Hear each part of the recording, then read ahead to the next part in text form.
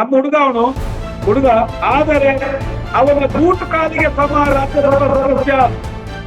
ಒಬ್ಬ ಅಜಯ್ ಅಂಚನ್ನ ಬೂಟ್ ಕಾಲಿಗೆ ಸಮ. ನೆನಪಿಡಿ ಆ ಅಣ್ಣ ತಮ್ಮಂದಿರಿಬ್ಬರು. ಯಾಕೆಂದ್ರೆ ಆ ಒಂದು 28 ವರ್ಷದ ಒಬ್ಬ ಹುಡುಗ ಆತನಿಗೆ ಇಂಥ ಒಂದು ಧರ್ಮದಲ್ಲಿ ಇರುವಂತಹ ಅನ್ಯಾಯ ಅನಾಚಾರಗಳ ಬಗ್ಗೆ ಜನರಿಗೆ ಸತ್ಯಾನ್ವೇಷಣೆಯನ್ನು ಕೊಡಬೇಕಂತ ತನ್ನ ಒಬ್ಬ ಪ್ರಾಣದ ಹಂಗು ತೊರೆದು 3,000 ಸಲ ಆತನ ಮೇಲೆ ದಾಳಿ ಮಾಡಿದಾಗಲೂ ಆತ ಬಿಡ್ಲಿಲ್ಲ. ನಮಸ್ತೆ ಸ್ನೇಹಿತರೆ, ಹ್ಯೂಮನ್ ರೈಟ್ಸ್ ನ್ಯೂಸ್ ಕನ್ನಡಕ್ಕೆ ಎಲ್ರಿಗೂ ಪ್ರೀತಿಪೂರ್ವಕವಾದ ಸ್ವಾಗತ. ನಾನು ನಿಮ್ಮ ಪ್ರಶಾಂತ್ PRS. ನಮ್ಮೊಂದಿಗೆ ವಿಶೇಷವಾಗಿ ಜಾಯ್ನ್ ಆಗಿದ್ದಾರೆ ಸಾಮಾಜಿಕ ಚಿಂತಕರಾಗಿರ್ತಕ್ಕಂಥ, ಸಾಮಾಜಿಕ ಹೋರಾಟಗಾರರಾಗಿರ್ತಕ್ಕಂಥ, ಧಾರ್ಮಿಕ ಚಿಂತಕರಾಗಿರ್ತಕ್ಕಂಥ, ಸೌಜನ್ಯ ಪರ ಹೋರಾಟಗಾರರಾಗಿರ್ತಕ್ಕಂಥ ತಮ್ಮಣ್ಣ ಶೆಟ್ರು ಈ ಕ್ಷಣಕ್ಕೆ ನಮ್ಮೊಂದಿಗೆ ಜಾಯ್ನ್ ಆಗಿದ್ದಾರೆ. ಅವರಿಗೆ ಕಾರ್ಯಕ್ರಮಕ್ಕೆ ವಿಶೇಷವಾದ ಸ್ವಾಗತ. ನಮಸ್ತೆ ಸರ್.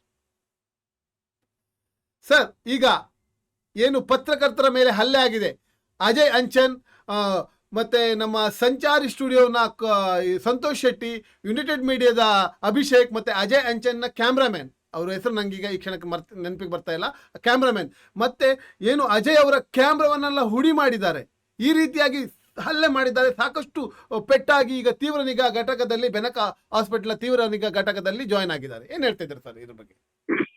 ನೋಡಿ, ನಿನ್ನೆ ನಡೆದ ಘಟನೆ ಇದು ಖಂಡನೀಯ.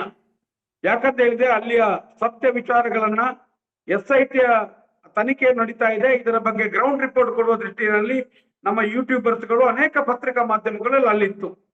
ಬಹುಶಃ ಅದೇ ರೀತಿ ನಿನ್ನೆ ಸಹ ಅಲ್ಲಿ ಒಬ್ಬ ಅತಿಥಿಯಾಗಿ ಬಂದಂತ ರಜತ್ ಅವರು ಬಂದಿದ್ರು. ದಕ್ಷಿಣ ಕನ್ನಡ ಜಿಲ್ಲೆಯಲ್ಲಿ ಯಾರೇ ಆಗ್ಲಿ ಒಬ್ಬ ಅತಿಥಿಯನ್ನ ಸ್ವಾಗತಿಸುವುದು, ಅವನು ಮಾತನಾಡಿಸುವುದು ನಮ್ಮ ಒಂದು ಧರ್ಮ ಅದಿಲ್ಲಿ. ಆ ದೃಷ್ಟಿಯಲ್ಲಿ ನಮ್ಮ ಯೂಟ್ಯೂಬರ್ಸ್ಗಳು ಹೋದಾಗ ಅಜಯ್ ಅಂಜನ್ ಇರ್ಬೋದು, ಸಂಚಾರಿ ಸಂತೋಷ್ ಇರ್ಬೋದು, ಮತ್ತೆ ಇಬ್ಬರ ಮೇಲೆ ಒಬ್ಬ ರಾಜ್ಯಸಭಾ ಸದಸ್ಯ ತನ್ನ ಗೂಂಡಾಗಳನ್ನ ಕಳಿಸಿ ಅವರ ಮೇಲೆ ಮರಣಾಂತಿಕವಾದಂತಹ ಹಲ್ಲೆಯನ್ನ ಮಾಡಿದ್ದಾರೆ ನಿನ್ನೆ. ಇದು ಜಗತ್ತು ತಲೆ ತಗ್ಗಿಸುವಂತ ವಿಚಾರ. ಯಾಕಂತ ಹೇಳಿದ್ರೆ ಒಬ್ಬ ರಾಜ್ಯಸಭಾ ಸದಸ್ಯರಾಗಿದ್ದುಕೊಂಡು ಧಾರ್ಮಿಕ ವ್ಯವಸ್ಥೆಗಳನ್ನ ನಡೆಸ್ಕೊಂಡು ಹೋಗುವವನು ಅವನು ಯಾವ ರೀತಿ ನಡಿಬೇಕಿತ್ತು ಅಂತ ಕೇಳುವಂಥದ್ದು. ನಾನು ಸ್ಪಷ್ಟವಾಗಿ ಇದರ ಬಗ್ಗೆ ನಾನು ಹೇಳುವಂಥದ್ದು, ಆ ರಾಜ್ಯಸಭಾ ಸದಸ್ಯರ ಮೇಲೆ ನಾನು ಹೇಳುವಂಥದ್ದು, ಇವತ್ತು ನಿಜವಾದ ಗೂಟ ಯಾರು ಅಂತ ಕೇಳಿದ್ರೆ ಆ ರಾಜ್ಯಸಭಾ ಸದಸ್ಯ ಕಳೆದ 50 ವರ್ಷಗಳಿಂದ ಗೂಂಡಾಯಿಸಂ ಮಾಡಿದ್ದವನು, ಗೂಂಡಾಯಿಸಂ ಮಾಫಿಯಾಗಳನ್ನ ಮಾಡ್ಕೊಂಡು ಬದುಕಿದಂತವನು ಅವನು. ಯಾಕೆ ಹಲ್ಲೆ ಮಾಡ್ತಾರೆ? ಯಾಕೆ ಈ ಪತ್ರಕರ್ತರ ಮೇಲೆ ಯಾಕೆ ಹಲ್ಲೆ ಮಾಡ್ತಾರೆ? ಯೂಟ್ಯೂಬ್ ಪತ್ರಕರ್ತರು, ಸ್ವತಂತ್ರ ಪತ್ರಿಕೋದ್ಯಮದ ಮೇಲೆ ಯಾಕೆ ಹಲ್ಲೆ ಮಾಡ್ತಾರೆ ಇವರು ಅಂತ?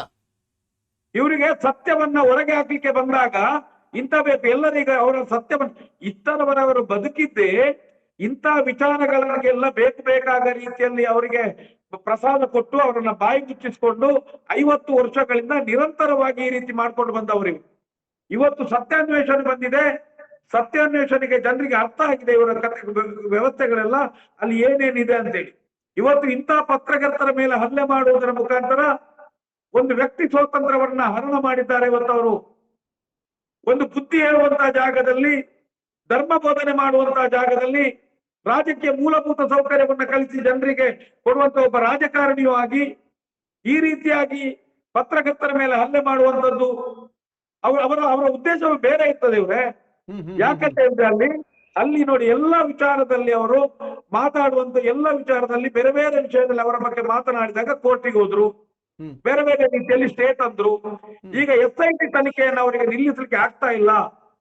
ನಿಲ್ಲಿಸಬೇಕು. ಅದಕ್ಕೋಸ್ಕರ ಈ ರೀತಿಯಾದಂತ ಗೂಂಡಾಯಿಸಂ ಮಾಡಿಕೊಂಡು ಜನರನ್ನು ಎದುರಿಸಿ ಅಲ್ಲಿ ಒಂದು ರೀತಿಯ ಪ್ರಕ್ಷುಬ್ಧ ವಾತಾವರಣ ನಿರ್ಮಾಣ ಮಾಡಿ ಆ ವ್ಯವಸ್ಥೆಯನ್ನು ನಿಲ್ಲಿಸಲಿಕ್ಕೋಸ್ಕರ ಇವರು ಷಡ್ಯಂತರ. ಕುಡ್ಲಾ ರಾಂಪೇಜ್ ನ ಅಜಯ್ ಅಂಚನ್ ಟಾರ್ಗೆಟ್ ಆಗಿತ್ತ? ಯಾಕಂದ್ರೆ ಮೊನ್ನೆಷ್ಟೇ ಕೋರ್ಟಿಗೆ ಹೋಗಿ ಸ್ಟೇ ಆರ್ಡರ್ ನ ಏನು ನಾಗಪ್ರಸನ್ನ ಬೆಂಚ್ ಇದು ಮಾಡಿದೆ, ಮುಕ್ತಾಯಗೊಳಿಸಿದೆ. ನೋಡಿ, ಅಜಯ್ ಅಂಚನ್ನ ಬಾಯಿ ಮುಚ್ಚಿಸ್ಲಿಕ್ಕೆ ಅಂತ 100 ಧರ್ಮಾಧಿಕಾರಿ ಆಗ್ಲಿ 100 ರಾಜ್ಯಸಭಾ ಸದಸ್ಯ ಬಂದ್ರು ಅಜಯ್ ಅಂಚನ್ನ ಸ್ವರವನ್ನು ನಿಲ್ಲಿಸಲಿಕ್ಕೆ ಸಾಧ್ಯ ಇಲ್ಲ. ಯಾಕಂತ ಹೇಳಿದ್ರೆ ಇವರಿಗೆಲ್ಲರಿಗೂ ಇದ್ದದ್ದು ಬಾಯಿಗೆ ಬಂದಾಗ ಬೇಕಾದಾಗ ಮಾತಾಡಿಸುವಂತ ವ್ಯವಸ್ಥೆಗಳು ಇವರ ಕೈಯಲ್ಲಿ ಇರುವಂತದ್ದು. ಅಜಯ್ ಅಂಚನ್ ಒಬ್ಬ ಇವರ ಮರಣ ಪೆಟ್ಟಿಗೆಗೆ ಮೊಲೆ ಹೊಡಿತಾನೆ. ಇನ್ನು ಮುಂದೆ ಅದು ನೆನ್ಪಿಡಿ. ಅಜಯ್ ಅಂಚನ್ನ ಒಂದೇ ಒಂದು ವಿಚಾರದಲ್ಲಿ ಇವರು ಈಗ ಅಜಯ್ ಅಂಚನ್ ಮುಟ್ಟಿದ್ದಲ್ಲ, ಅವರು ಸುಟ್ಟದ್ದು ನೆನಪಿಡಿ. ಅವರು ಸುಟ್ಟದ್ದು ಅಜಯ್ ಅಂಚನ್ನ ವಿಚಾರಕ್ಕೆ ಇನ್ನು ಮುಂದೆ ಅವರ ಪರಿಸ್ಥಿತಿ ಏನಾಗ್ತದೆ ಅಂತ ನೋಡ್ಕೊಳ್ಳಿ. ಇವರು ನಾನು ಹೇಳುವಂತದ್ದು ಆ ಬುದ್ಧಿ ಇಲ್ಲದ ರಾಜ್ಯಸಭಾ ಸದಸ್ಯ, ಆ ಬುದ್ಧಿ ಇಲ್ಲದ ಧರ್ಮಾಧಿಕಾರಿ ಅವನೊಬ್ಬ, ಆ ಪಾಪಿಗೆ ಅರ್ಥ ಆಗ್ಬೇಕಿತ್ತು.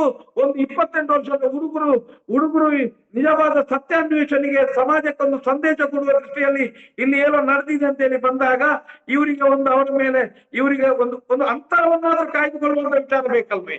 ಅವರವರಿಗೆ ಒಂದು ಗೌರವ ಆದ್ರೂ ಉಳಿಸ್ಬೇಕಲ್ವೇ ಇವ್ರು ನಾನು ಹೇಳುವಂತದ್ದು, ಇಂಥ ರಾಜ್ಯಸಭಾ ಸದಸ್ಯ ಒಂದು 100-200 ರೂಪಾಯಿ ಕೊಟ್ಟು ಅಂತ ಗೂಂಡಾಗಳನ್ನ ಎದುರು ಬಿಟ್ಟು ಎಷ್ಟು ದಿನ ಎದುರಿಸ್ತಾನೆ ಅವನು? ಎಷ್ಟು ದಿನ ಎದುರಿಸ್ತಾನೆ ಅಂತ ಕೇಳುವಂತದ್ದು. ಅವನಿಗೆ ಇಂಥ ಮಕ್ಕಳ ಮೇಲೆ ಕರುಣೆ ಬರ್ಲಿಕ್ಕೆ ಸಾಧ್ಯವೇ ಇಲ್ಲ. ಯಾಕೆಂದ್ರೆ ಕಣ್ಣಲ್ಲಿ ರಕ್ತ ಇಲ್ಲದ ಪಾಪಿ ಆತ. ಯಾಕಂದ್ರೆ ನಿಮ್ಗೆ ಗೊತ್ತಿರ್ಬೋದು, ಈಗ ನೋಡಿ ಇಂಥ ಒಂದು ಯೂಟ್ಯೂಬರ್ಸ್ ಗಳ ಮೇಲೆ, ಒಂದು ಸತ್ಯಾನ್ವೇಷಣೆಗೆ ಬಂದ ಯೂಟ್ಯೂಬರ್ಗಳ ಮೇಲೆ ಬುದ್ಧಿ ಹೇಳಿ ಏನಾದ್ರೂ ಒಂದು ಮಾತಾಡುವಂತ ಕೆಲಸ ಮಾಡ್ಬೇಕಿತ್ತು. ಅವನು ಏನ್ ಮಾಡಿದ? ಅವ್ರ ಮೇಲೆ ಕರುಣೆ ಬರ್ಲಿಲ್ಲ. ಯಾಕೆ ಕರುಣೆ ಬರ್ಲಿಲ್ಲ ಹೇಳಿ? ಕಳೆದ 50 ವರ್ಷಗಳಿಂದ ಅಲ್ಲಿ ಆದಂತ ಹತ್ಯೆ, ಅನಾಚಾರ, ಅತ್ಯಾಚಾರಗಳು ಎಲ್ಲರ ಮೇಲೆ ಎಲ್ಲಿಯಾದ್ರೂ ಕೇಸುಗಳಾಗಿದ? ಎಲ್ಲಿಯಾದ್ರೂ ಆರೋಪಗಳು ಸಿಕ್ಕಿದಾರಾ? ನಾನು ಹೇಳುವಂತದ್ದು, ಒಂದು ಶಾಲಾ ಶಿಕ್ಷಕಿಯನ್ನ ಬೆಂಕಿ ಕೊಟ್ಟು ಕೊಂಡಾಗಲು ಅವರ ಮನಸ್ಸು ಕರಗಲಿಲ್ಲ. 53 ದಿನ ಒಬ್ಬ ವಿದ್ಯಾರ್ಥಿನಿಯನ್ನ ಇಟ್ಟು ಕೊಲೆ ಮಾಡಿ ನದಿಗೆ ಬಿಸಾಡುವಾಗ ಮನಸ್ಸು ಕರಗಲಿಲ್ಲ. ಅವರು ಕರಗಲಿಲ್ಲ. ತನ್ನ ಮನೆಯಲ್ಲೇ ಆನೆ ಸಾಕೊಂಡಿದ್ದಂತ ಆನೆ ಮಾವುತರನ್ನ ರಬ್ಬು ಕಲ್ಲಿನಿಂದ ಹಾಕಿ ಕೊಂದಾಗಲು ಅವ್ರ ಮನಸ್ಸು ಕರಗಲಿಲ್ಲ. ಸೌಜನ್ಯಲಂತ ಒಬ್ಬ ಯೂನಿಫಾರ್ಮ್ ಅಲ್ಲಿ ಶಾಲಾ ವಿದ್ಯಾರ್ಥಿಯನ್ನು ಅತ್ಯಾಚಾರ, ಅನಾಚಾರ ಮಾಡಿ ಕೊಂದಾಗಲು ಅವ್ರ ಮನಸ್ಸು ಕರಗಲಿಲ್ಲ. ಅದಕ್ಕೋಸ್ಕರ ಹೋರಾಟ ಮಾಡಲಿಲ್ಲ, ಅದನ್ನು ಖಂಡಿಸಲಿಲ್ಲ, ಅದನ್ನು ಇವತ್ತಿನ ಖಂಡಿಸಲಿಲ್ಲ. ಸಾಕ್ಷ್ಯ ನಾಶಕ್ಕೋಸ್ಕರ 10 ಕೊಲೆಗಳು ನಡೆದಾಗ ಖಂಡಿಸಲಿಲ್ಲ. ಯಾವ ತಿಂಗಳ ರಾಜ್ಯಸಭಾ ಸದಸ್ಯ ಅಂತ ಕೇಳ್ತಾ ಇದ್ದೇನೆ ಇವತ್ತು. ಯಾವ ನಾವು ಇದು ಗೂಂಡಾ ರಾಜ್ಯವ ಇದು? ಈ ಪತ್ರಕರ್ತರನ್ನ ಕೊಲ್ಲುವಂತ ಐಡಿಯಾ ಏನಾದ್ರು ಇತ್ತಾ? ಸಾಯಿಸುವಂತ ಐಡಿಯಾ ಏನಾದ್ರು ಇತ್ತಾ ಅಂತ? ಅಲ್ಲ, 2-3 ಸಲ ಅವನ ಮೇಲೆ ಇದೇ ರೀತಿಯ ದಾಳಿಯನ್ನ ಮಾಡ್ಲಿಕ್ಕೆ ಪ್ರಯತ್ನ ಪಟ್ಟ. ಇದೇ ರಾಜ್ಯಸಭಾ ಸದಸ್ಯ ತನ್ನ ಗೂಂಡಾಗಳನ್ನ ಕಳಿಸ್ಕೊಟ್ಟು ಇದು ಈ ಪತ್ರಕರ್ತರ ಮೇಲೆ ಆದಂತ ದಾಳಿ ಇವತ್ತು ನಿನ್ನೆದಲ್ಲ.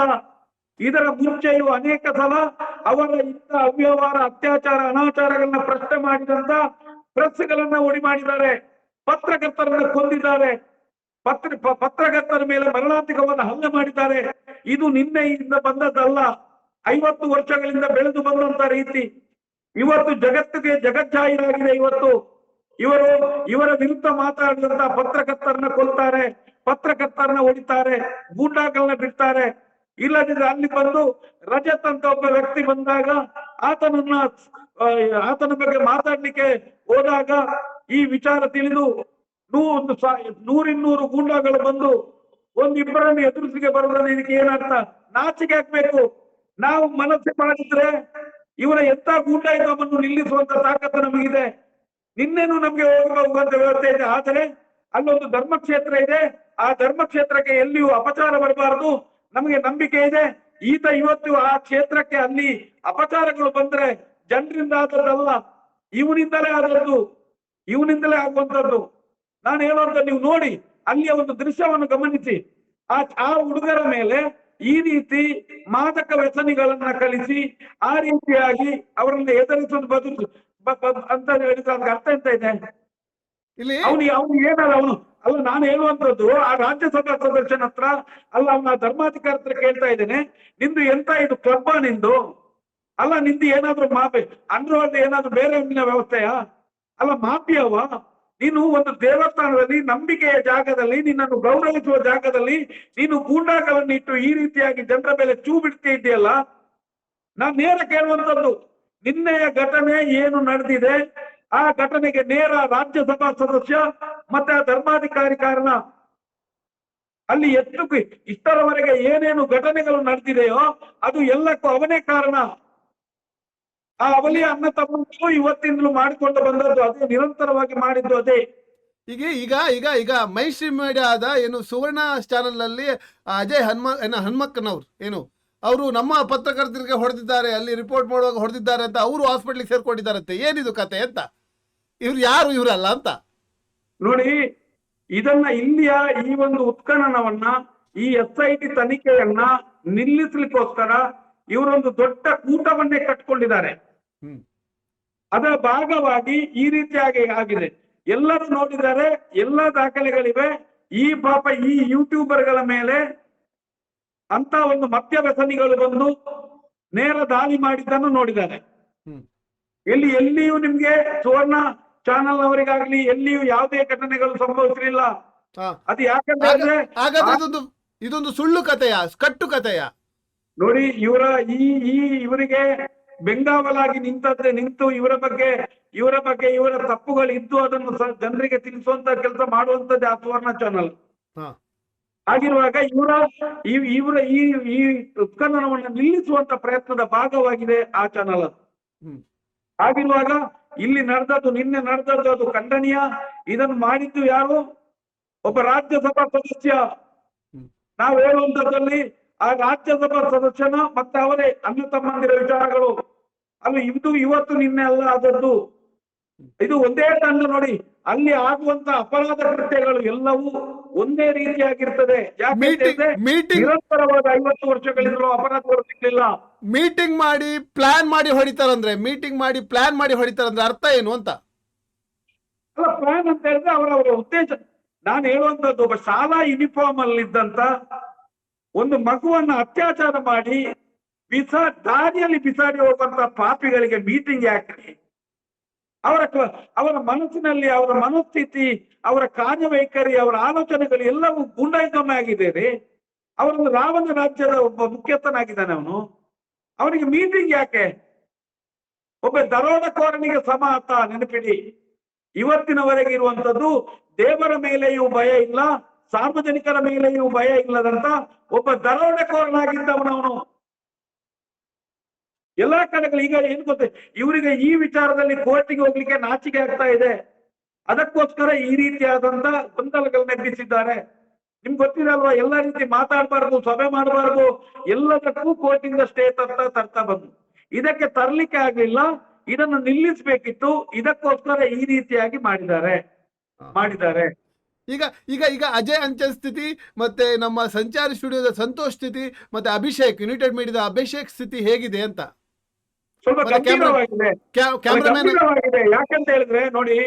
ಯಾಕಂತ ಹೇಳಿದ್ರೆ ಎದುರಿನವರು ಅಷ್ಟು ಗೂಂಡಾಗಳು ಬಂದಿದ್ರು. ಅವರು ಎಲ್ಲರೂ ಬೇರೆ ಬೇರೆ ರೀತಿಯ ಗಾಂಜಾ ವ್ಯಸನಿಗಳಾಗಿದ್ರು. ನೀವು ನೋಡಿರ್ಬೋದು. ಕೈಯಲ್ಲೇ ಯಾರೋ ಬಂದು ಇಲ್ಲದ್ರೆ 4-5 ಜನ ಬೀಳ್ತಿತ್ತಲ್ಲ ನಿನ್ನೆ. ಅವರ ಸ್ಥಿತಿಯು ತುಂಬಾ ಗಂಭೀರ ಇದೆ.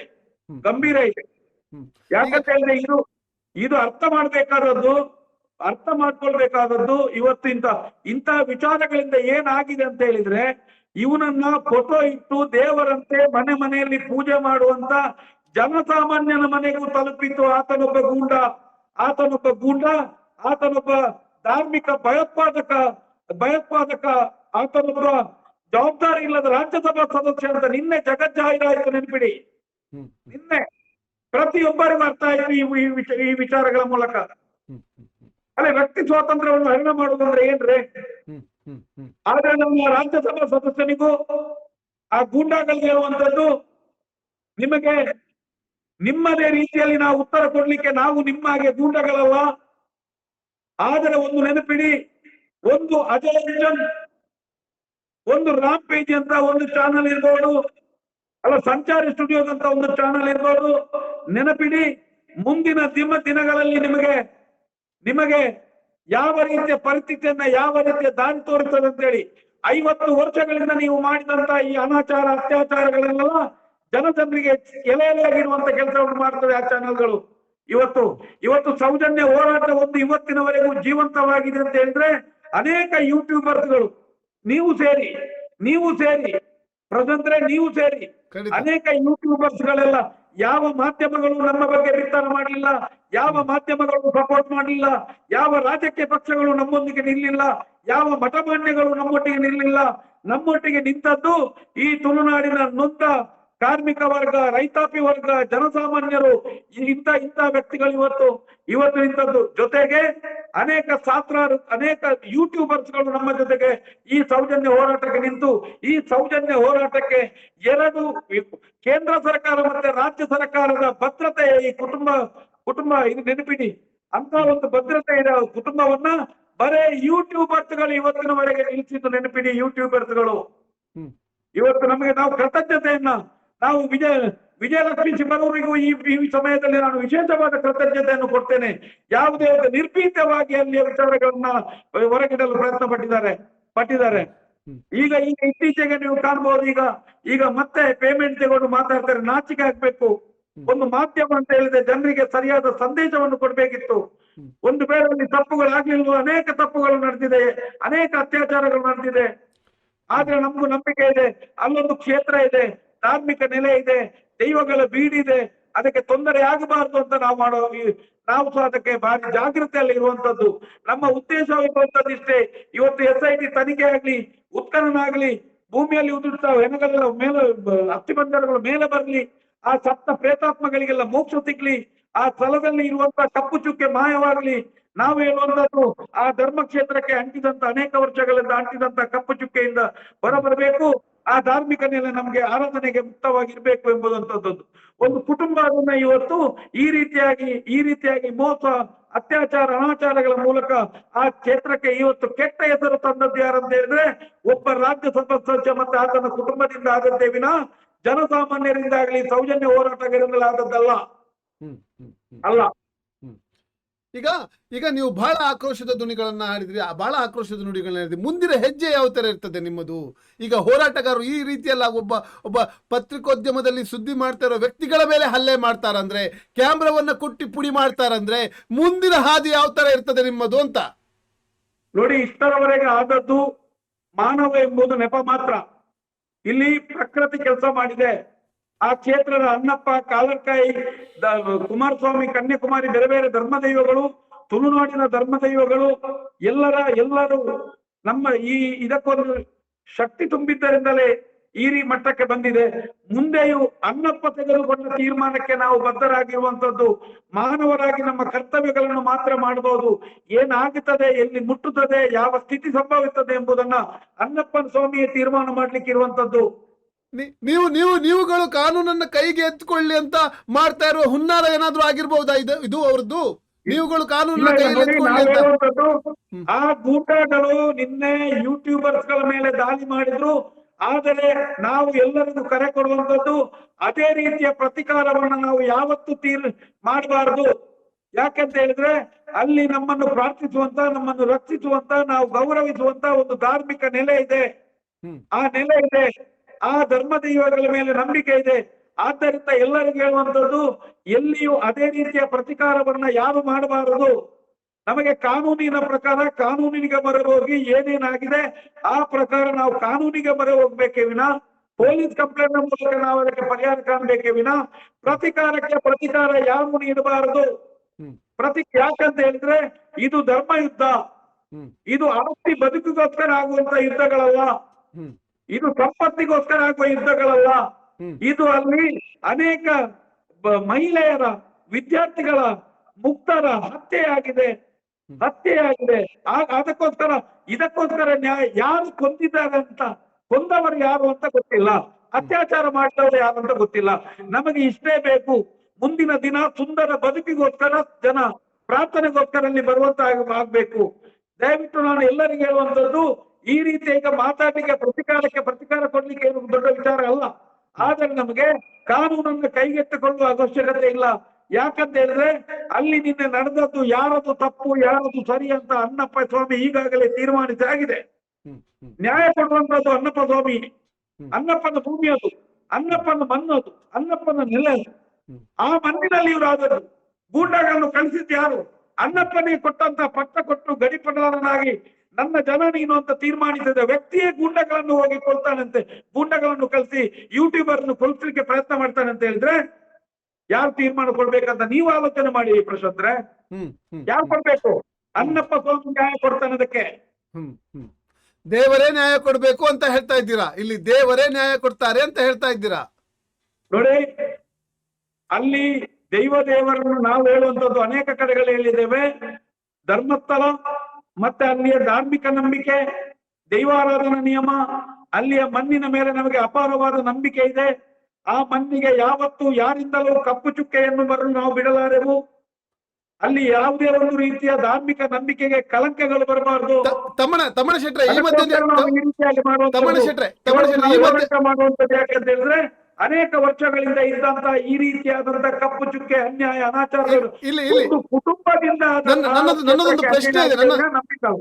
ನನ್ನದೊಂದು ಪ್ರಶ್ನೆ ಇದೆ ತಮ್ಮಣ್ಣ ಶೆಟ್ರೆ. ಈ ರೀತಿ ಕ್ಯಾಮ್ರಾವನ್ನೆಲ್ಲ ಹೊಡಿ ಮಾಡ್ತಾ ಇದ್ದಾರೆ, ಕ್ಯಾಮ್ರಾವನ್ನೆಲ್ಲ ಕುಡಿ ಮಾಡ್ತಾ ಇದ್ದಾರೆ. ಈ ರೀತಿಯಾಗಿ ಮಾಡ್ತಾ ಹೋದ್ರೆ ನೀವು ದೇವರ ಮೊರೆ ಹೋಗ್ತಾ ಹೋದ್ರೆ ಆಗ್ತದ ಅಂತ? ಇಲ್ಲಿ ನಾವು ಅದನ್ನೇ ಮಾಡ್ಕೊಂಡದ್ದು. 50 ವರ್ಷಗಳಿಂದ ನೋವನ್ನು ತಿಂದುಕೊಂಡು ಬಂದಿದ್ದಾರೆ ಎಲ್ಲರೂ. ಅಲ್ಲಿ ಇರುವಂತಹ ಆಸ್ತಿ ಪಾಸ್ತಿಯನ್ನು ಕಳ್ಕೊಂಡಿದ್ದಾರೆ, ಪ್ರಾಣಗಳನ್ನ ಕಳ್ಕೊಂಡಿದ್ದಾರೆ, ಧಾರ್ಮಿಕ ನಂಬಿಕೆಗಳನ್ನ ಗಾಳಿಗೆ ತೂರಿದ್ದಾರೆ, ಜನರನ್ನ ಅನ್ಯಾಯ ಮಾಡಿ ಧರ್ಮದ ಪೋಷಕ ಹಾಕಿ ಜನರ ಮುಂದೆ ಮೋಸ ಮಾಡಿದ್ದಾರೆ, ಧರ್ಮದ ಗುರಾಣಿ ಇಟ್ಟು ಜನರನ್ನು ಮೋಸ ಮಾಡ್ತಾರೆ. ಆಗಿರುವಾಗ ಇಷ್ಟರವರೆಗೆ ನೀವು ಯಾವುದೇ ಒಂದು ಹೋದಾಗ ಕಾನೂನಿಗೆ ಇಷ್ಟರವರೆಗೆ ಮೊನ್ನೆ SIT ಬರುವವರೆಗೂ, ಅದರ ಮುಂಚೆ ಇಷ್ಟರವರೆಗೆ ನೀವು ಕಂಪ್ಲೇಂಟ್ ಕೊಟ್ಟಾಗ ಕಂಪ್ಲೇಂಟ್ ತಗೊಳ್ಲಿಕ್ಕಿಲ್ಲ. ರಾಜಕಾರಣಿಗಳು ಬಂದು ಕಾಲು ಹಿಡಿಯುವುದು, ಮುಖ್ಯಮಂತ್ರಿ ಬಂದು ಕಾಲು ಹಿಡಿಯುವುದು, ಪ್ರಧಾನಿ ಬಂದು ಕಾಲು ಹಿಡಿಯುವುದು, ರಾಷ್ಟ್ರಪತಿ ಬಂದು ಕಾಲು ಹಿಡಿಯುವುದು, ಎಲ್ಲರೂ ಬಂದು ಜನನಾಯಕರು, ಧಾರ್ಮಿಕ ನಾಯಕರು ಎಲ್ಲರೂ ಬಂದು ಕಾಲು ಹಿಡಿಯುವವರಾದರೆ ನ್ಯಾಯ ಕೊಡುವವರು ಯಾರು? ನಾವು ಕಾಲು ಹಿಡಿಯುವ ಅನ್ನಪ್ಪನಿಂದಲೇ ನ್ಯಾಯ ಕೇಳಬೇಕಾಗ್ತದೆ. ನಾವು ಕಾಲು ಹಿಡಿತೇವಲ್ಲ, ನಾವು ಇವರ ಕಾಲು ಹಿಡಿಯುವುದಿಲ್ಲ. ನಾವು ಇಷ್ಟರವರೆಗೆ ಹಿಡಿಲಿಲ್ಲ. ನಾವು ಕಾಲು ಹಿಡಿಯುವುದು ಯಾರ್ದು? ಅನ್ನಪ್ಪನ ಪಾದ ಹಿಡಿತೇವೆ, ಕಾಲು ಹಿಡಿತೇವೆ, ಧರ್ಮ ದೈವಗಳ ಕಾಲು ಹಿಡಿತೇವೆ. ಆಗಿರುವಾಗ ನಮಗೆ ನಂಬಿಕೆ ಇದೆ, ಅನ್ನಪ್ಪ ಇದಕ್ಕೆ ನ್ಯಾಯ ಕೊಟ್ಟೇ ಕೊಡ್ತಾನೆ ಅಂತ. ಕೊನೆಯದಾಗಿ ಏನ್ ಹೇಳಕ್ ಬಯಸ್ತೀರಾ? ಈಗ ಪತ್ರಕರ್ತರ ಫ್ಯಾಮಿಲಿ ಇರ್ಬೋದು, ಅವರೆಲ್ಲ ಈಗ ನೊಂದ್ಕೊಂಡಿರ್ಬೋದು, ಏನಾಗಿದೆ ನಮ್ಮ ಮಕ್ಕಳಿಗೆ ಅಂತ ಭಯದಲ್ಲಿರ್ಬೋದು, ಭಯಭೀತರಾಗಿರ್ಬೋದು ಮನೆಯವರು. ಅವ್ರಿಗೆ ಏನ್ ಹೇಳಕ್ ಇಷ್ಟಪಡ್ತೀರಾ ಮನೆಯವರಿಗೆ ಮತ್ತೆ ಈ ಕ್ಷಣಕ್ಕೆ ಅಂತ? ನೋಡಿ, ಇಲ್ಲಿ ಯೂಟ್ಯೂಬರ್ಸ್ ಗಳು ಸೇರಿ ಯಾರ್ಯಾರು ಸೌಜನ್ಯ ಹೋರಾಟ ಇಂಥ ಅತ್ಯಾಚಾರ ಅನಾಚಾರದಲ್ಲಿ ಭಾಗಿಯಾದಂತ ಅನೇಕ ಕುಟುಂಬಗಳು ಭಾಗಿಯಾಗಿದೆ. ಲಕ್ಷಾಂತರ ಕೋಟ್ಯಾಂತರ ಕುಟುಂಬಗಳು ಇದರಲ್ಲಿ ಬೇರೆ ಬೇರೆ ಪ್ರತ್ಯಕ್ಷ ಪರೋಕ್ಷವಾಗಿ ಸಹಕಾರ ಮಾಡಿದ್ದಾರೆ. ಎಲ್ಲರೂ ಕೆಚ್ಚದೆಯ ಸೇನಾನಿಗಳು. ಇವತ್ತು ನೋಡಿ, ಒಂದು ಕೆಟ್ಟ ಸಾಮ್ರಾಜ್ಯ, ಕೆಟ್ಟ ಮನೋಸ್ಥಿತಿಯ ಒಬ್ಬ ಈ ಒಂದು ದರ್ಬಾರನ್ನ ಅಳಿಸ್ಲಿಕ್ಕೋಸ್ಕರ ಜನರು ಪ್ರತಿಜ್ಞೆ ಮಾಡಿದ್ದಾರೆ. ಆಗಿರುವಾಗ ಇದು ಎಲ್ಲರೂ ಈಗ ನಮಗೂ ನಿಮ್ಗೂ ಯಾರಿಗೂ ಕಷ್ಟ ಬರದು. ಯಾಕಂತ ಹೇಳಿದ್ರೆ ಇದನ್ನು ಪ್ರಶ್ನೆ ಮಾಡಲಿಕ್ಕೆ ಹೋದಂತ ಅನೇಕ ಜನರು ಮಸನ ಸೇರಿದ್ದಾರೆ. ಇದರ ಮುಂಚೆ ಸಹ ಒಂದು ವೇಳೆ ಬೆಳಿಗ್ಗೆ ಮಾತಾಡಿದ್ರೆ ಸಾಯಂಕಾಲ ಮನೆಯಿಂದ ಹೊರಗೆ ತೆರೆದು ಹೊಡೆದಿದ್ದಾರೆ, ಕೊಂದಿದ್ದಾರೆ. ಆಗಿರುವಾಗ ಇನ್ನು ಮುಂದೆಯೂ ಏನೇ ಆಗ್ಲಿ, ಸಾಯ್ಲಿ ಬದುಕಲಿ, ಕಾನೂನು ಕೋರ್ಟ್ ಏನೇ ಇರ್ಲಿ, ಒಟ್ಟು ಆ ದುಷ್ಟಕೂಟವನ್ನ ಮುಗಿಸ್ಬೇಕು. ಒಂದು ಇಡೀ ಆ ದುಷ್ಟಕೂಟ, ಆ ಮೋಸದ ಕೂಟ, ಅನ್ಯಾಯ ಅನಾಚಾರದ ಕೂಟವನ್ನ ಇವತ್ತು ನಿಲ್ಲಿಸಲೇಬೇಕು. ಅನ್ಯಾಯ ಅನಾಚಾರ ಆಗಿದೆಯಾ ಇಲ್ವ ಅಂತ ಕೇಳಿದ್ರು ಎಲ್ಲಕ್ಕೂ ಸಾಕ್ಷಿ ಇದೆ. ಆದ್ದರಿಂದ ಎಲ್ಲರಿಗೂ ಹೇಳುವಂತದ್ದು, ನಿಮ್ಮ ಯಾರಿಗೆ ಎಲ್ಲಿ ನೋವಾದ್ರು, ಯಾರೇ ಕಷ್ಟ ಬಂದ್ರು, ಇದರ ಜೊತೆ ಇಡೀ ಸೌಜನ್ಯ ಹೋರಾಟ ಸಮಿತಿ ಇದೆ, ಧರ್ಮ ದೈವಗಳ ಒಂದು ಆಶೀರ್ವಾದ ಇದೆ. ಎಲ್ಲಿಯೂ ನೀವು ಹಿಂಜರಿಬೇಡಿ, ಎಲ್ಲರೂ ಧೈರ್ಯ ಕೊಂದಬೇಡಿ. ನ್ಯಾಯ ಸಿಕ್ಕೇ ಸಿಗ್ತದೆ, ನ್ಯಾಯ ನಮ್ಮ ಪಾಲಿಗೆ ಹಾಗೆ ಆಗ್ತದೆ. ಯಾಕಂತ ಹೇಳಿದ್ರೆ ಅಲ್ಲಿ ನಡೆದದ್ದು ಅನ್ಯಾಯ, ಅಲ್ಲಿ ಅತ್ಯಾಚಾರ, ಅಷ್ಟು ಕ್ರೂರವಾದಂತಹ ಬರ್ಬರವಾದಂತಹ ಹತ್ಯೆಗಳಾದಾಗ ಅವರು ಕೂಗಿದ ಕಣ್ಣೀರು, ಆ ಕ್ಷಣದ ಭಾವನೆಗಳು, ಪ್ರಾಣ ಬಿಡುವ ಸಮಯದ ಭಾವನೆಗಳೆಲ್ಲವೂ ಇವತ್ತು ಬೇರೆ ಬೇರೆ ರೂಪದಲ್ಲಿ ನಮಗೆ ಬಂದಿದೆ. ಆದ್ದರಿಂದ ಯಾರು ನಿಮಗೆ ಭಯಭೀತರು ಆಗಬೇಡಿ, ಯಾರು ಹಿಂಜರಿಬೇಡಿ, ಎಲ್ಲರೂ ಬನ್ನಿ. ನಮ್ಮ ಉದ್ದೇಶ ಇಷ್ಟೇ, ಆ ಕ್ಷೇತ್ರಕ್ಕೆ ಕಂಟಿದಂತ ಕಲಂಕವನ್ನ ಹೊರಗೆ ತೆಗಿಬೇಕು. ಆ ಕ್ಷೇತ್ರದ ಹೆಸರಿನಲ್ಲಿ ಅತ್ಯಾಚಾರ ಅನಾಚಾರದ ಹೆಸರುಗಳು ಜೊತೆಯಾಗಬಾರದು. ಅದನ್ನು ನಾವು ಕುಟುಂಬ ಅಂತ ನಾವು ಆಲೋಚನೆ ಮಾಡಿದವರು. ನಮ್ಮ ಕುಟುಂಬ ಅದು, ನಮ್ಮ ಧರ್ಮಸ್ಥಳ ಅದು, ನಮ್ಮ ಧರ್ಮ ದೈವಗಳ ಅನ್ನಪ್ಪನ ನೆಲೆ, ನಮ್ಮ ದೈವಗಳಿರುವಂತದ್ದು, ನಾವು ಆರಾಧನೆ ಮಾಡುವಂತ, ನಾವು ನಂಬುವಂತ ಕ್ಷೇತ್ರದ ಕಲಂಕವನ್ನು ಹೊರಗೆ ತೆಗಿಬೇಕಿದ್ರೆ ಭೂತ ಹೆಣ್ಣುಗಳ ಬಾಡಿ ಬೆಲೆ ಬರಬೇಕು, ಸತ್ತ ಆತ್ಮಗಳಿಗೆ ಮೋಕ್ಷ ಸಿಗಬೇಕು, ಅನಾಚಾರ ಅತ್ಯಾಚಾರ ಏನಂತ ಸಮಾಜಕ್ಕೆ ಗೊತ್ತಾಗ್ಬೇಕು. ಇದಕ್ಕೋಸ್ಕರ ಪ್ರತಿಯೊಬ್ಬನು ಸೇನಾನಿಯಾಗಿ ಮುಂದಿನ ಬಂದು ನಿಲ್ಲಬೇಕು. ಆದರೆ ಶಾಂತಯುತವಾಗಿರಬೇಕು. ಯಾರನ್ನು ಅಶ್ಲೀಲವಾಗಿ ನಿಂದಿಸಬಾರದು, ಯಾರ ಮೇಲೆಯೂ ಅವಾಚ್ಯ ಶಬ್ದಗಳನ್ನು ನಿಂದಿಸಬಾರದು, ಯಾರ ಮೇಲೆಯೂ ಗೂಂಡಾಯುತ ಮಾಡಬಾರದು, ರಕ್ತಪಾತ ಆಗಬಾರದು, ನೋವಾಗಬಾರದು. ಇದು ಶಾಂತಿಯುತ ಧರ್ಮಯುತವಾಗಿರುತ್ತದೆ. ನೆನಪಿಡಿ, ನಾಳೆ ನಿನ್ನೆ ಬಂದಂತ ಅಜಯ್ ಅಂಜನ್ ಮತ್ತು ಸಂಗಡಿಗರ ಮೇಲಾದಂತ ದಾಳಿಯನ್ನು ಸಹ ಅವರ ಭಾಷೆಯಲ್ಲಿ ನಾವು ಖಂಡಿಸುವುದಿಲ್ಲ, ಅವರ ಭಾಷೆಯಲ್ಲಿ ನಾವು ಯಾವುದೇ ಪ್ರತಿಕಾರವನ್ನು ನೀಡುವುದಿಲ್ಲ. ಇದು ಧರ್ಮಯುದ್ಧ. ಆ ಮಣ್ಣಿನ ಕಣಕಣದಲ್ಲಿಯೂ ದೈವತ್ವ ಇದೆ. ನೆನಪಿಡಿ, ಕಣಕಣದಲ್ಲಿಯೂ ದೈವತ್ವ ಇದೆ. ಆದ್ದರಿಂದ ಮುಂದಿನ ಯಾವುದೇ ಹೋರಾಟಗಳಿರಲಿ ಅದು ಶಾಂತಿಯುತವಾಗಿಯೂ ಧರ್ಮಾಧಾರಿತ ದೈವಾನುಕೂಲದಿಂದ ಕೂಡಿ ಇರ್ಬೇಕೇ ವಿನ ಇರ್ಬೇಕು. ಯಾಕಂತ ಹೇಳಿದ್ರೆ ಅಲ್ಲಿ ಅನ್ಯಾಯ ನಡೆದಿದೆ ಅಂತ ಹೇಳಿದ್ರೆ 100ಕ್ಕೆ 100 ಅನ್ಯಾಯ ನಡೆದಿದೆ. ಯಾರಿಂದ ನಡೆದಿದೆ? ದೈವವೇ ತೀರ್ಮಾನಿಸಿದ ವ್ಯಕ್ತಿಗಳಿಂದ ಸಂಭವಿಸಿದೆ. ದೈವವೇ ನೀನು ನನ್ನನ್ನು ನೋಡ್ಕೊಳ್ತಿ, ಮುಂದಿನ ದಿನ ನೀನು ನನ್ನ ಜನ ಅಂತ ಆಯ್ಕೆ ಮಾಡಿದಾಗ ಅದೇ ವ್ಯಕ್ತಿ ಸ್ವಾರ್ಥಕ್ಕೋಸ್ಕರ ಧರ್ಮ ಮಾಡುವಂತಾಗ್ಲೂ ಧರ್ಮ ಮಾಡದೆ, ಬುದ್ಧಿ ಹೇಳುವಂತ ಬುದ್ಧಿ ಹೇಳದೆ, ತನ್ನ ಕುಟುಂಬವನ್ನು ಸಾಕ್ಲಿಕ್ಕೋಸ್ಕರ ಒಂದು ಆರಾಧನಾ ನಿಯಮವನ್ನೇ ಬಲಿ ಕೊಟ್ಟದ್ದು. ಇವತ್ತು ಅಷ್ಟು ಜನರ ಕ್ರೂರ ಕಣ್ಣೀರಿನ ಕತೆ ಬೇರೆ ರೂಪದಲ್ಲಿ ಶಕ್ತಿಯಾಗಿ ಬರಬಂದಿದೆ. ಖಂಡಿತವಾಗಿಯೂ ಎಲ್ಲರೂ ಇನ್ನು ಮುಂದಿನ ದಿನ ಹೆಚ್ಚಿನ ಸಂಖ್ಯೆಯಲ್ಲಿ ಕೈ ಜೋಡಿಸಬೇಕು. ಆದರೆ ಒಂದೊಂದು ಹೆಜ್ಜೆಯನ್ನು ಇಡುವಾಗಲೂ ದೇವರನ್ನು ನೆನೆಸಿಕೊಂಡು ಇಡಿ ಅಂತ ಹೇಳುವಂತದ್ದು, ನಾವಾಗಲಿ ಎದುರಿನವರಾಗ್ಲಿ. ಯಾಕಂತ ಹೇಳಿದ್ರೆ ಇಲ್ಲಿ ಧರ್ಮವೇ ಪ್ರಕರಣವಾಗಿರ್ತದೆ. ಒಂದು ಪ್ರಶ್ನೆ, ಈಗ ಕ್ಯಾಮ್ರಾವನ್ನೆಲ್ಲ ಒಡೆದಾಕಿದ್ದಾರೆ, ಅಜಯ್ ಕ್ಯಾಮ್ರಾವನ್ನೆಲ್ಲ ಒಡೆದಾಕಿದ್ದಾರೆ. ನಮ್ಮ ಪತ್ರಕರ್ತ ಅಜಯ್ ಕ್ಯಾಮ್ರಾವನ್ನೆಲ್ಲ ಒಡೆದಾಕಿದ್ದಾರೆ. ಅಜಯ್ ಪತ್ರಕರ್ತ ನೋಡಿ, ಆ ರಾಜ್ಯಸಭಾ ಸದಸ್ಯ ಏನಿದ್ದಾನೆ, ಸದ್ಯದ ಮಟ್ಟಿಗೆ 28 ವರ್ಷದ ಹುಡುಗನಾಗಿರ್ಬೋದು. ಆತ 20 ಎಷ್ಟು ಗೊತ್ತಿಲ್ಲ, ನಮ್ಮ ಹುಡುಗ. ಆದರೆ ಅವನ ಬೂಟು ಕಾಲಿಗೆ ಸಮ ರಾಜ್ಯಸಭಾ ಸದಸ್ಯ ಒಬ್ಬ ಅಜಯ್ ಅಂಚನ್ನ ಬೂಟು ಕಾಲಿಗೆ ಸಮ. ನೆನಪಿಡಿ, ಆ ಅಣ್ಣ ತಮ್ಮಂದಿರಿಬ್ಬರು. ಯಾಕೆಂದ್ರೆ ಆ ಒಂದು 28 ವರ್ಷದ ಒಬ್ಬ ಹುಡುಗ ಆತನಿಗೆ ಇಂಥ ಒಂದು ಧರ್ಮದಲ್ಲಿ ಇರುವಂತ ಅನ್ಯಾಯ ಅನಾಚಾರಗಳ ಬಗ್ಗೆ ಜನರಿಗೆ ಸತ್ಯಾನ್ವೇಷಣೆಯನ್ನು ಕೊಡ್ಬೇಕಂತ ತನ್ನ ಒಬ್ಬ ಪ್ರಾಣದ ಹಂಗು ತೊರೆದು 3 ಸಲ ಆತನ ಮೇಲೆ ದಾಳಿ ಮಾಡಿದಾಗಲೂ ಆತ ಬಿಡ್ಲಿಲ್ಲ. ಮತ್ತೆ ಹೋಗ್ತಾ ಇದ್ದಾನೆ. ಅದಕ್ಕೆ ಅವನ ಒಂದು ಕ್ಯಾಮೆರಾ ಬಿದ್ರೆ 100 ಕ್ಯಾಮೆರಾ ಕೊಡುವಷ್ಟು ವ್ಯವಸ್ಥೆ ಸೌಜನ್ಯ ಹೋರಾಟ ಸಮಿತಿಯಲ್ಲಿದೆ. ಜೊತೆಗೆ ನಾನು ಹೇಳುವಂತದ್ದು, ಆ ನಿನ್ನೆ ಇರುವಂತ ಯಾರಲ್ಲಿ ಹೋರಾಟ ನಮ್ಮ ಅಜಯ್ ಅಂಚನ್ ರಾಂಪೇಜಿ ಅಜಯ್ ಅಂಚನ್ ಇದ್ದಾನ, ಈತನ ಪಾದಕ್ಕೆ ಸಮ ಆ 2 ವ್ಯಕ್ತಿಗಳು ರಾಜ್ಯಸಭಾ ಸದಸ್ಯ. ಯಾಕಂತ ಹೇಳಿದ್ರೆ ಒಬ್ಬ ಜವಾಬ್ದಾರಿ ಇದ್ದು, ಒಬ್ಬ ಧಾರ್ಮಿಕ ಚಿಂತನೆಯ ಜವಾಬ್ದಾರಿ ಇದ್ದು, ಒಬ್ಬ ಪಟ್ಟದಾರಿಯ ಪೀಠದಾರಿಯಾಗಿ, ಒಬ್ಬ ರಾಜ್ಯಸಭಾ ಸದಸ್ಯರಾಗಿ ಈ ರೀತಿಯಾಗಿ ದರೋಡೆ ಮಾಡ್ತಾನೆ. ಈ ರೀತಿ ಅತ್ಯಾಚಾರ ಅನಾಚಾರದ ವಿಚಾರಗಳನ್ನ ನಿಮ್ಗೆ ಇವನಿಗೆ ಬಯಲಿಗೆ ಆಗುದಿಲ್ಲ ಅಂತಾದ್ರೆ ಏನ್ರಿ ಅರ್ಥ? ಮಾಡ್ಬೇಕಾ ಬೇಡ? ಅವನು ಒಬ್ಬ ರಾಜಕಾರಣಿಯ ಕರ್ತವ್ಯ ಏನ್ರಿ? ಯಾರು ಮಾಡಿದ್ದಾರೆ ಅಂತ ನಮ್ಗೆ ಗೊತ್ತಿಲ್ಲ.